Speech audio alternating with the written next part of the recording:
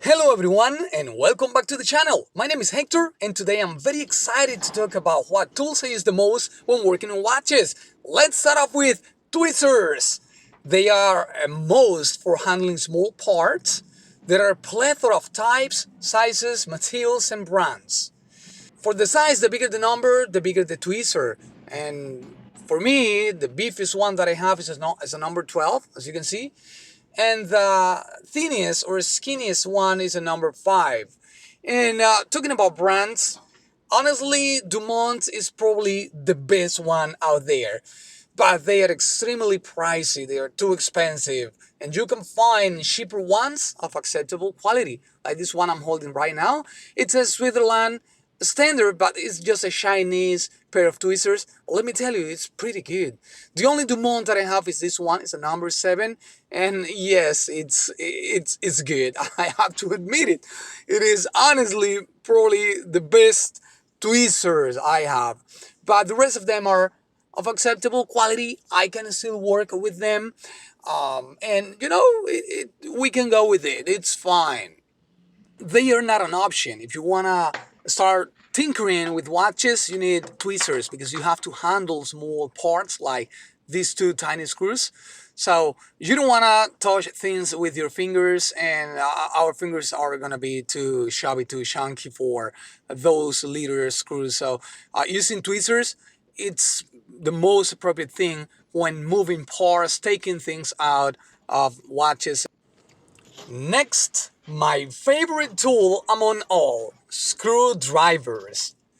My advice is not to go cheap when buying screwdrivers. And let me tell you, I've learned this the hard way, unfortunately. When I first started tinkering on watches, I used inexpensive sets that broke or bent all the time. My goodness. To me, the best ones are the Bergeons. As you can see, all these are Bergeons. They are expensive indeed, I have to admit it. Yes, they are pricey. But their quality is superb. After trying many inexpensive sets, my wife bought me a set of Bergen screwdrivers that magically made me a better watchmaker. Believe it or not, but yes, they made me a lot better watchmaker. Wow. And the set that I got, that she gave me, was composed by 5 screwdrivers, and later on, I added a 2 millimeter one, this one that I'm holding right here, to the set. And I would love to add at least a couple more. They are pretty much between $20 and $30 ish. So the smallest I have is a 0.8 millimeters, you can see here, followed by a 1 millimeter, 1.2, 1.4, 1.6, and a 2 millimeters. So I have here the skinniest one and the thickest one. So you can see the blades. Very nice. Now, let's just make a quick comparison between a set of screwdrivers you can find at the regular hardware store and a Bergen set. As I told you, I started with a set like this. And one of the first things we notice is that the handle and head are too small. You're gonna see handle, look at the blade, looks very cheap. The handle and the head, extremely small. The head does not rotate smoothly, and the blade shifts easily and bends easily. Honestly, if we compare it with a version of the same size, we can see that the handle of the version is bigger and the head is wider, which means a lot more stability and balance. Look at that. Also, the blade of the Bergen is a lot better. A lot better. And it is not fixed. It is held in place with a screw, which means that you can replace the blade as needed, something you cannot do on cheaper screwdrivers. Look how smooth it spins. You're gonna see in just a moment. Look at that. Look, it spins freely. And on the other one, it just doesn't feel right. I don't know. It doesn't feel right at all. My personal advice is not to use bad quality screwdrivers if we don't want to leave marks and scratches on the watch. Honestly, don't go for cheap screwdrivers. Our target is to repair a watch without leaving traces of the work. So cheap screwdrivers is a no, no, no. Just go better for a version set, or at least a couple or three version screwdrivers. You're gonna see the difference indeed. We have movement holders. This one is a version 4040, which is probably the most preferred among watchmakers. And guys, I have to admit that I tried to go cheap with Chinese versions at first. It just looks that I like to torture myself. Yeah, there are some tools that we can't go cheap. There is no option. It's better to buy a high quality tool, for some of them, not all of the tools, but there are some of them that we honestly need to go a little bit more expensive. Now let's do a quick comparison between the two, and as we can appreciate, both of them are almost identical. Almost identical. So we have the Chinese copy on the left and the version one on the right. Now on the Chinese version, you can see that most of the edges are rounded. So you're gonna find round edges almost everywhere.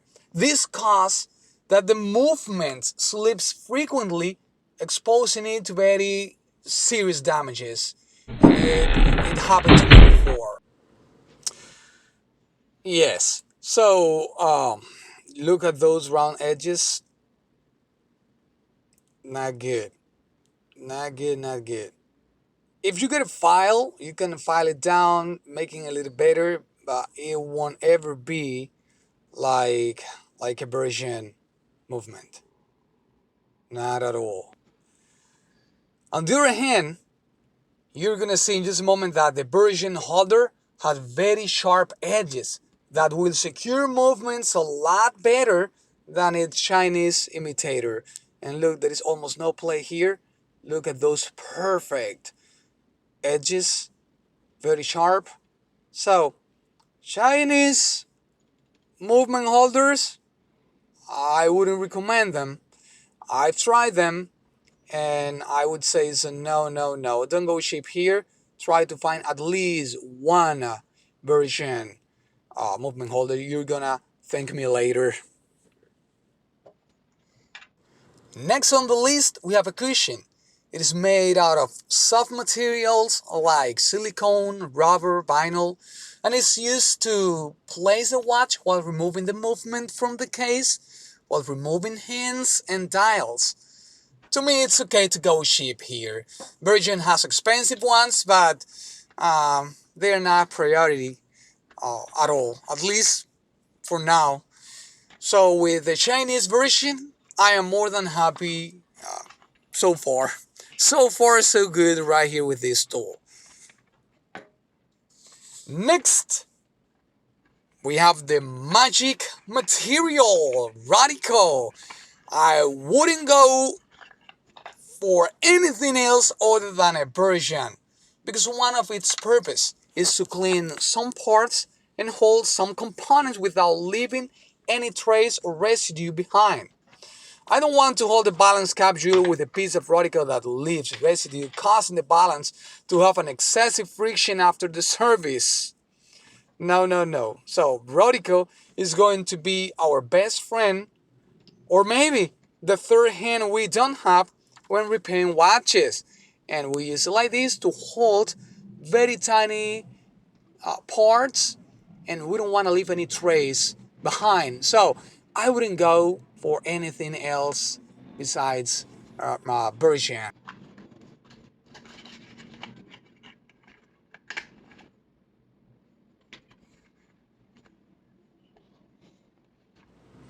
Next, we have oil cups and oilers.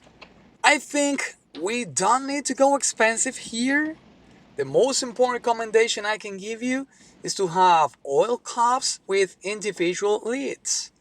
Remember that oil is like a magnet attracting dirt and dust.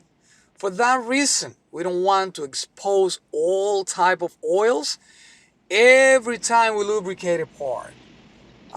So having individual lids for each cup is very good. It's excellent. For the oilers, I like to bend and shape them as I want. We just have to make sure they are very well polished. But I don't think we have to go expensive here either.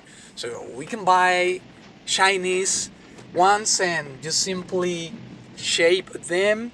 And if we need to file them a little bit to make them thinner, and at the end, one of the most important things you're gonna do with your oilers is to actually polish them. You want a mirror finish on the tip of every oiler, and it's gonna dispense oil a lot better than having rough, or unpolished tips on the oilers. Alrighty, next one on the list. We need some sort of organizers to keep our watch parts organized and free of dust. They are relatively cheap, and again, I do not think that for this tool we need to go expensive. None at all. Our next is going to be a pair of hand removers. I use Chinese ones that are very cheap, but they work like a charm. I just had to file and polish them a little for better results.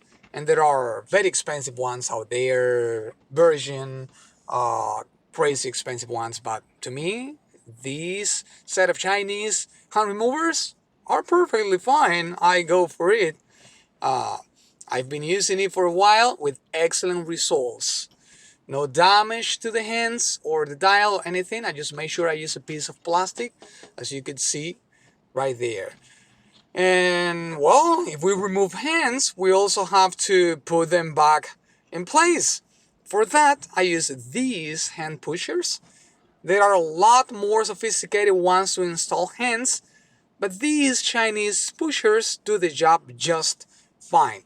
They have aluminum bodies with plastic and brass tips.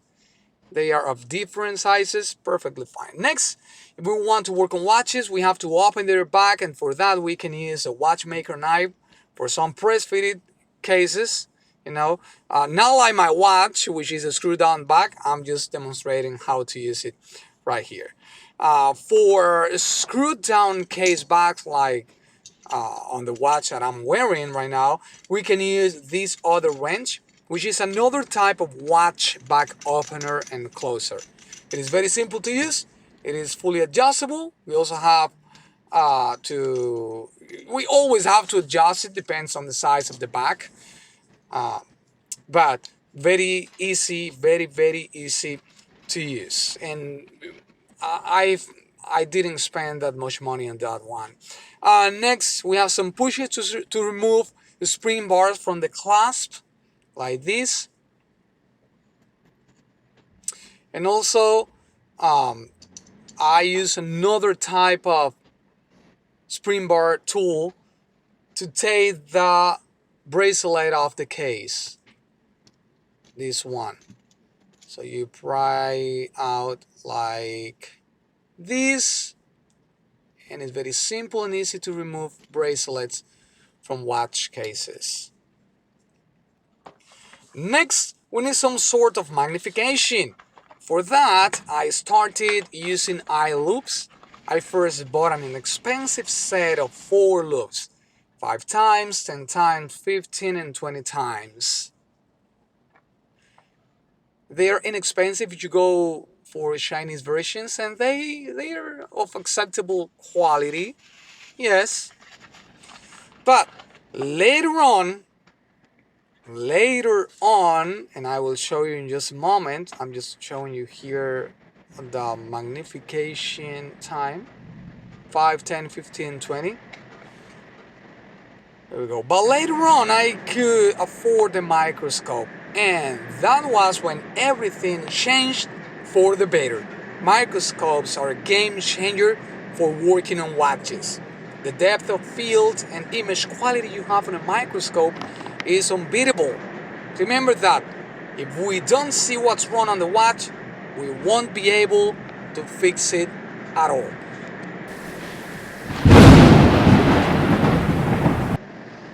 Our next friend is just a puffer or a plower. I don't see the need of going crazy expensive on this tool, honestly. Its purpose is just to blow dust off watch parts, dials like this, etc. So, this one that I have is just $1 or $2. It's very cheap. It's been working perfectly fine. Next, we have a staking set. Not that we use it every day, but from time to time, we'll need to open this wooden box. So, it is a plus if we can have a decent one around us. Of course, I would prioritize a microscope without thinking twice way ahead of a staking set. But a staking set is important as well. It is composed by a tiny hammer, the main staking block, stakes, and punches. There are punches of many different shapes. There are flat punches, round punches, concave punches, punches of shapes. I have no idea of what they are used for, to be honest with you. And well, I've used it like 4 times only so far. It's not like a daily go, but I remember one of the time that I had to use my staking set was to replace a balance stop on an Elgin pocket watch. There was a project I couldn't have done without a staking set. You know, there are some jobs where a staking tool is a must, but you will find that it's not a daily go. At least for me, it's not a daily go. Next, we see a Timegrapher. This is a diagnostic tool we can use to assess the quality of our work.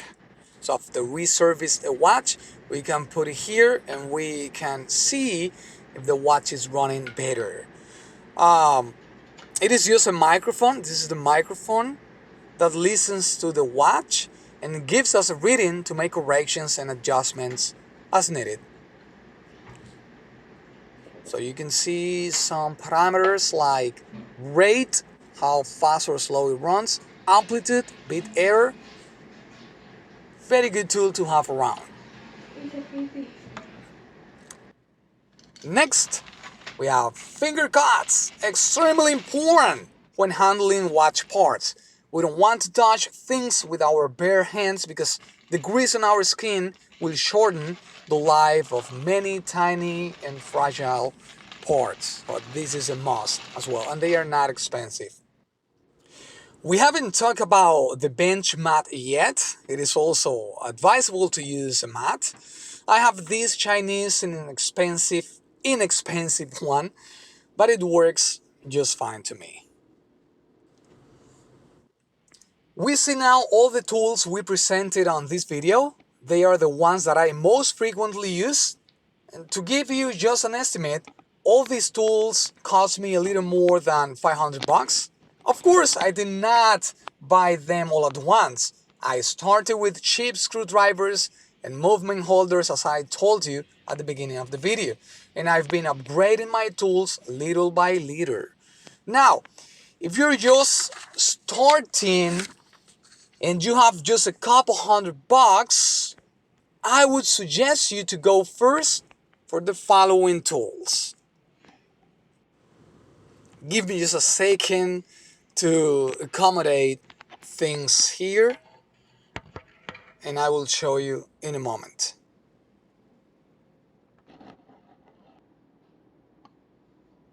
I would suggest you to go first for these tools. You can see a few of them only. So 2 tweezers, 1 small and 1 medium. They do not need to be Dumont. Chinese versions are okay, of acceptable quality. I would go for 3 version screwdrivers, 1 small, 1 medium, and 1 large. Please, please, please don't go cheap on screwdrivers. You will regret it. Also, go for the version 4040 movement holder. You can thank me later. Don't go for the Chinese version at all. This is of very good quality. Version 4040. Also, Rodico is a must, and I would go for the version as well. And I loop between 5 and 10 times magnification. Case openers, you don't have to go expensive here, at least to start, and also an organizer to store parts. Now, whenever you can, your next goal should be a microscope. Once you start using it, you're going to see a huge difference in the service you're giving to the watch. Definitely. You won't regret it. You will love it. Now, all these other tools can wait a little bit. I have tools I've used once or maybe twice. Some of them I haven't used at all yet. To me, the set that I just show you, couple tweezers, 3 screwdrivers, is an excellent starting kit for people starting in the hobby. Well, we've reached the end of the video.